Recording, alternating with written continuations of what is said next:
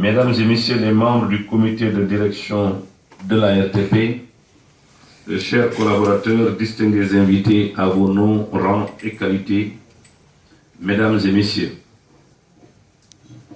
conformément à une tradition bien établie, nous avons le plaisir d'accueillir une fois encore dans ce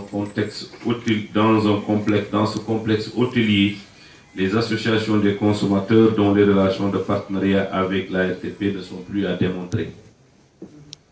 Vous imaginez aussi l'heureux sentiment qui m'anime devant cette auguste assemblée. Et je suis sûr que ce bonheur est réciproque, vu le nombre d'associations et la qualité des professionnels et des experts qui ont répondu à notre appel. Nous en sommes très honorés et vous exprimons par la même occasion notre profonde gratitude et souhaitons une bonne fête des consommateurs qui a été célébrée hier à nos chers partenaires que vous êtes. Cette collaboration entre la RTP et les consommateurs obéit moins à une logique d'intérêt qu'au partage des mêmes préoccupations, à savoir le bien-être du consommateur. C'est dire qu'il est essentiel que nous nous rencontrions périodiquement au nom des consommateurs individuels pris dans leurs préoccupations intégrales. Mesdames et Messieurs, quand on parle de préoccupations intégrales des consommateurs ou des besoins de ces derniers tout court, il ne saurait être envisageable de se prêter à cet exercice en s'écartant du contexte.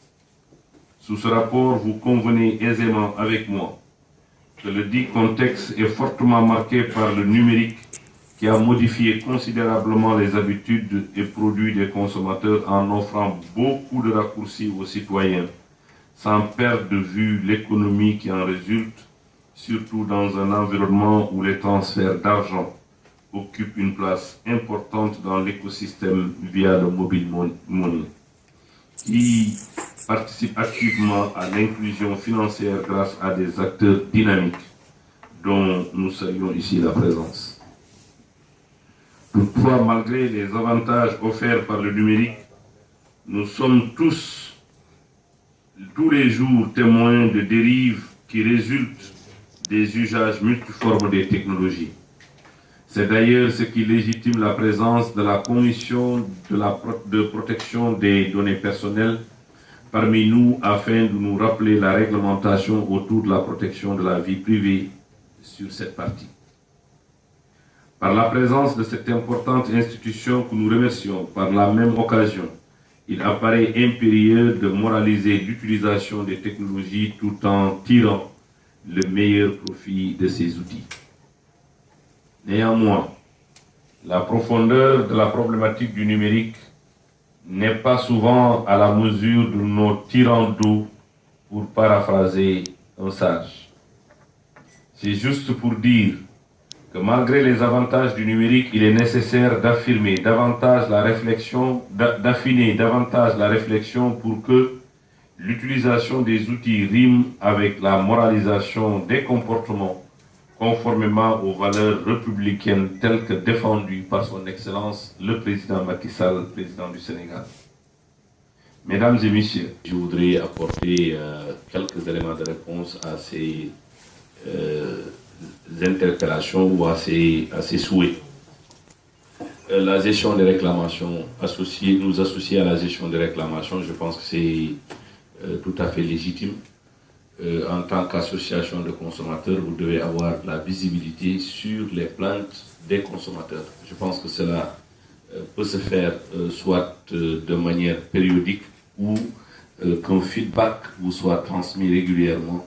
Je ne sais pas par quel moyen. Est-ce qu'il faut l'envoyer à toutes les associations des consommateurs à travers des échanges ou est-ce qu'il faut organiser un cadre pour vous faire la présentation de ces réclamations. Mais Khalidou a noté que cela est possible. Donc nous allons le faire pour que vous puissiez avoir de la visibilité sur, bien entendu, les récriminations ou les insatisfactions des consommateurs, pourquoi pas les plus grosses insatisfactions.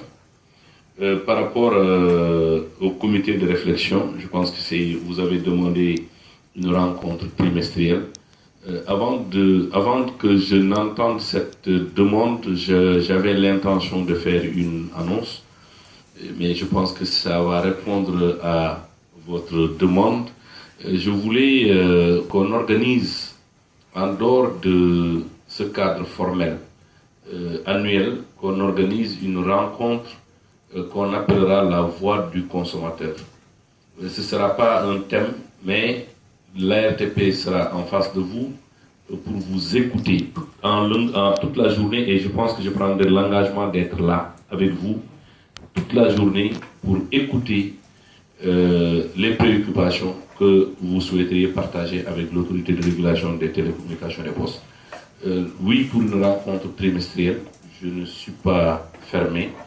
Comme nous allons boucler le premier trimestre, je pense qu'on pourra organiser une rencontre à la fin du mois d'avril qui entrera dans le cadre de cette demande-là et qui permettra à l'ARTP d'être en face des consommateurs pour nous faire vivre les préoccupations et partager avec vous les préconisations ou les solutions que nous avons à proposer. L'autre considération, c'est, vous avez tous noté, d'ailleurs, j'ai eu à le dire à plusieurs reprises quand je suis arrivé, j'ai trouvé que l'ARTP, la taille du T et du P n'étaient pas au même niveau. Le P et le T, il y avait quand même une certaine disparité. Nous avons travaillé à corriger cette anomalie. Vous savez, c'est vrai, c'est du fait du dynamisme du secteur des télécommunications qui tend à noyer les activités du secteur postal. Nous avons essayé de nous rattraper parce que quand je suis venu, il n'y avait pas de direction du secteur postal. On avait une direction télécom dans laquelle on avait dilué carrément le secteur postal. J'ai essayé de créer une direction stratégie et secteur postal. La stratégie étant une activité transverse, après un an...